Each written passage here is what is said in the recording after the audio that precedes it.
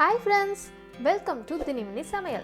இன்றைக்கி நம்ம பார்க்க போகிற ரெசிபி வந்து ஒரு நல்ல பிரேக்ஃபாஸ்ட் இல்லை டின்னர் ரெசிபினே சொல்லலாம். அது என்னென்னா மைசூர் மசால் தோசை. அது எப்படி பண்ணுறதுன்றதை வாங்க வீடியோக்குள்ளே போய் பார்ப்போம். இந்த மைசூர் மசால் தோசைக்கு ஒரு ஸ்பெஷல் சட்னி ஒன்று அரைக்கணும். அதுக்கு தேவையான பொருட்கள் 10 பல் பூண்டு, 10 வரமிளகாய், சின்ன சைஸ் புளி, அது கூடவே 1 டேபிள் ஸ்பூன் கடலைப்பருப்பு. இந்த மைசூர் மசால் தோசையில் அந்த சட்னி தான் வந்து ஹைலைட்டே. ஸோ அந்த சட்னி தாளிக்கிறதுக்கு ஃபஸ்ட்டு வந்து நான் கொஞ்சம் போல் எண்ணெய் ஊற்றிருக்கேன். 1 டீஸ்பூனுக்கு கம்மியாக தான் ஊற்றிருக்கேன், ஏன்னா வதக்கிட்டு நம்ம அரைக்க போகிறோம். இப்போது நம்ம எடுத்து வச்ச எல்லா பொருளையும் தனித்தனியாக வறுத்து எடுத்துக்கலாம். ஃபஸ்ட்டு கடலைப்பருப்பை நான் சேர்த்துக்கிறேன்.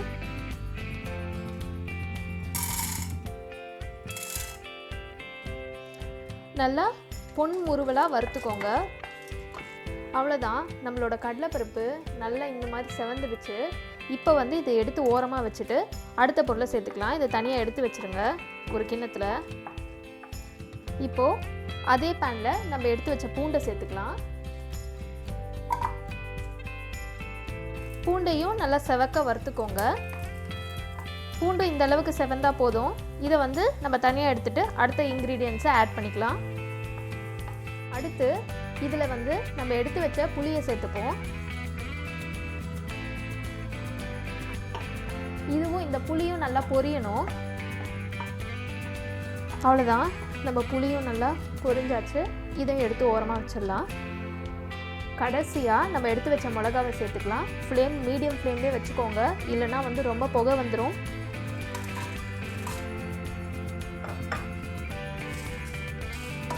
சும்மா பொரிஞ்சால் போதும் நம்மளோட மிளகா, ரொம்ப கருக விட்டுறாதீங்க. அவ்வளோதான், மிளகாவும் வதங்கியாச்சு. சும்மா 1 நிமிஷம் கூட இல்லை, அதுக்குள்ளே வதங்கியாச்சு. இதை வந்து எடுத்து வச்சிடலாம் தனியாக. இப்போது நம்ம வதக்கி எடுத்த எல்லா பொருளையும் கொஞ்சம் போல் உப்பு, இதுக்கு தேவையான உப்பு சேர்த்து ஒரு திக்கான கெட்டி சட்னி மாதிரி அரைச்சிக்க போகிறோம். மசாலா தோசைக்கு மசாலா செய்யறதுக்கு நான் வந்து 4 உருளைக்கிழங்கை வேக வச்சு மசிச்சு வச்சுருக்கேன். அது கூடவே 2 மீடியம் சைஸ் வெங்காயத்தை நல்லா பொடியாக நறுக்கி வச்சுருக்கேன். 1.5 டீஸ்பூன் இஞ்சி பூண்டு விழுது, 3 பச்சை மிளகாவையும் பொடியாக நறுக்கி வச்சுருக்கேன். கடைசியாக தோசை ஊற்றுறதுக்கு தோசை மாவு எடுத்து வச்சுருக்கேன். அடுத்த ஸ்டெப் வந்து நம்ம உருளைக்கிழங்கு மசாலா செஞ்சுக்கலாம். அதுக்கு ஒரு பேனில் எண்ணெய் ஊற்றிக்கலாம். 1 டேபிள் ஸ்பூன் எண்ணெய் ஊற்றிருக்கேன். இப்போ தாளிப்புக்கு நம்ம வந்து கடுகு, உளுத்தம்பருப்பு, கடலைப்பருப்பு சேர்த்துக்கலாம். கடுகு வெடிச்சிருச்சு. இப்போ வந்து நம்ம எடுத்து வச்சுருக்க வெங்காயத்தை சேர்த்துக்கலாம். இப்போது வெங்காயம் சீக்கிரமாக வதங்கிறதுக்கு நான் இதிலே வந்து மசாலாவுக்கு தேவையான உப்பையும் சேர்த்துக்கிறேன். நான் வந்து ஒரு 1.5 டீஸ்பூன் உப்பு சேர்க்குறேன். கிழங்குக்கும் சேர்த்து நான் சேர்த்துடுறேன்.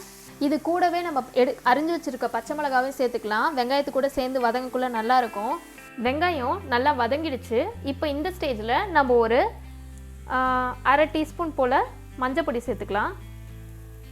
இப்போது நம்ம எடுத்து வச்ச இஞ்சி பூண்டு விழுதையும் சேர்த்துக்கலாம்.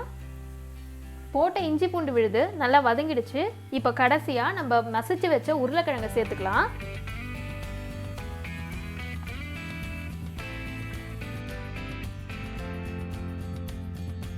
நம்ம சேர்த்த உருளைக்கிழங்கும் மசாலாவும் கொஞ்சம் போல் சேர்றதுக்காக நம்ம கொஞ்சம் போல் தண்ணி ஊற்றிக்கலாம்.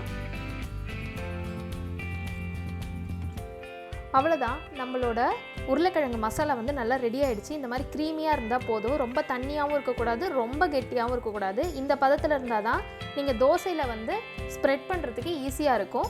இப்போ வந்து நம்ம தோசை ஊற்றிடலாம். தோசைக்கல் நல்லா காஞ்சிடுச்சு. இப்போ வந்து நம்ம தோசை ஊற்றிக்கலாம்.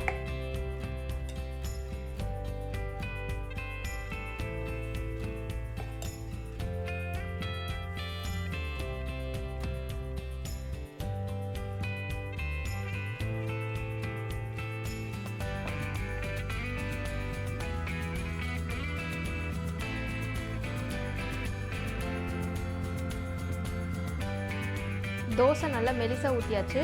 இதுக்கு தோசைக்கு தேவையான எண்ணெய் ஊற்றிக்கலாம். ஃப்ளேமை வந்து மீடியமில் வச்சுக்கோங்க, ஏன்னா அடுத்தடுத்து நம்ம ஆட் பண்ண போகிறோம். நம்ம பார்த்திங்கன்னா நம்ம வதக்கின பொருள் எல்லாத்தையும் வந்து இந்த மாதிரி கெட்டியான சட்னியாக அரைச்சிக்கணும். இது நல்லா காரமாக இருக்கும். அதனால் வந்து கொஞ்சம் போல் திட்டமாக எடுத்து நம்ம தோசையில் தடவ போகிறோம்.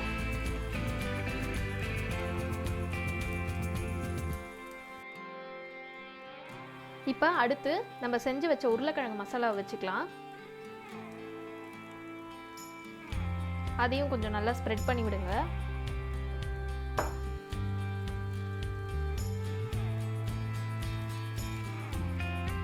இந்த மசாலாவும் தகுந்தா போல தான், சில பேருக்கு அதிகமாக பிடிக்கும், சில பேருக்கு கம்மியாக பிடிக்கும், அதுக்கேற்ற மாதிரி போட்டுக்கோங்க. தோசை நல்லா முருகலாயிடுச்சு. இப்போ இதை மடிச்சுக்கலாம். அவ்வளோதான், சூப்பரான மைசூர் மசால் தோசை ரெடி. மைசூர் மசால் தோசை செம்மையாக வந்திருக்கு. இதை நீங்கள் கண்டிப்பாக ட்ரை பண்ணி பாருங்கள். நீங்கள் ஒரு வேளை உங்களுக்கு மசாலா செய்யலைனா கூட இந்த வெறும் சட்னி மட்டும் இந்த தோசை மாவில் போட்டு கார தோசை மாதிரி சாப்பிட்லாம். அதுவும் நல்லா தான் இருக்கும். இந்த ரெசிபி உங்களுக்கு பிடிச்சிருந்தா லைக் பண்ணுங்கள். இந்த ரெசிபியை உங்கள் ஃப்ரெண்ட்ஸ் கூட ஷேர் பண்ணுங்கள். இந்த ரெசிபி பற்றின கமெண்ட்ஸ் இல்லை ஏதாவது சஜஷன் இருந்துச்சுன்னா அதை கமெண்ட் பாக்ஸில் லீவ் பண்ணுங்கள். இன்னொரு இன்ட்ரெஸ்டிங்கான ரெசிபியோட நான் உங்களை சந்திக்கிறேன். Until then, it's bye bye from தினி மினி சமையல்.